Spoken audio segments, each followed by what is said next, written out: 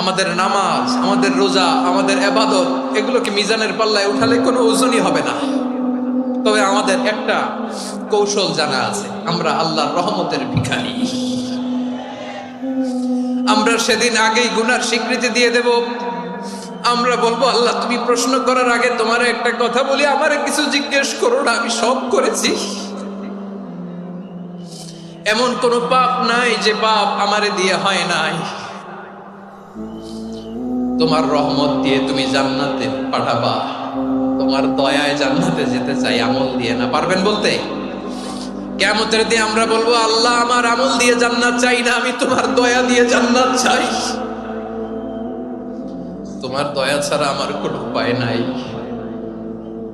কারণ আল্লাহ যদি বিচার করে, বাঁচার কারো উপায় নাই। আল্লাহ যদি বলে ফেলেন তুই এটা করলি কেন, ওখানে গেলি কেন, কোরআনে 1000 বার নিষেধ করলাম তারপরেও এই পাপে জড়ালি কেন, এরকম প্রশ্ন ছুড়ে দিলে আমার উত্তর আছে? বাঁচার কোনো উপায় আছে? রোজ হাসরে হে আল্লাহ আমার করোনা বিচার, আল্লাহ করোনা বিচার। বিচার চাহি না তব দয়া চাই, এ গুনাহগার করোনা বিচার। আপনার আমল দিয়ে জান্নাতে যাবেন? কি দিয়ে যাবেন?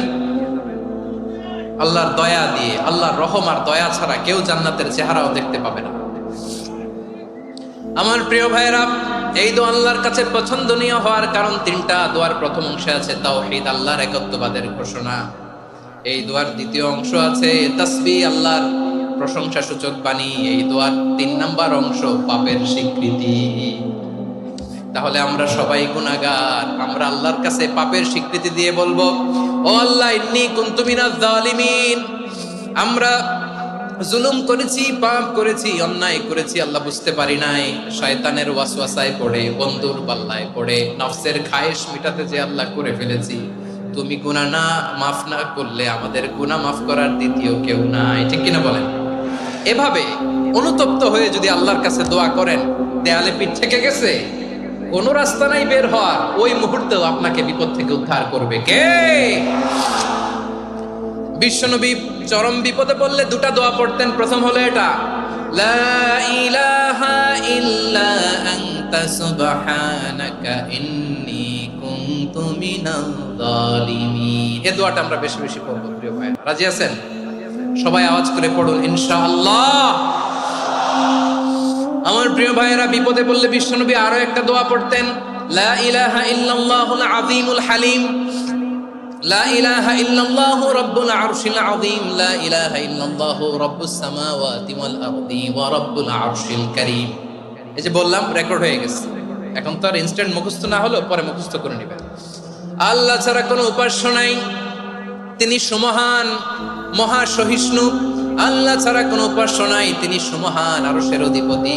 আল্লাহ ছাড়া কোনো উপাস্য নাই, তিনি আকাশের মালিক, জমিনের মালিক, তিনি সুবিশাল, আরশের অধিপতি। সুবহানাল্লাহ পড়েন। এই দোয়াটা কেউ যদি পড়ে যদি এর ওসিলা করে দোয়া করে, তাকে বিপদ থেকে মুক্তি দেয় কে? মনে থাকবে আপনাদের? তাহলে বিপদের প্রথম ধাক্কায় কি যেন পড়তে হয়? ইন্না লিল্লাহ। তারপরে কি বলে আল্লাহর কাছে নিজেকে সঁপে দিতে হয়?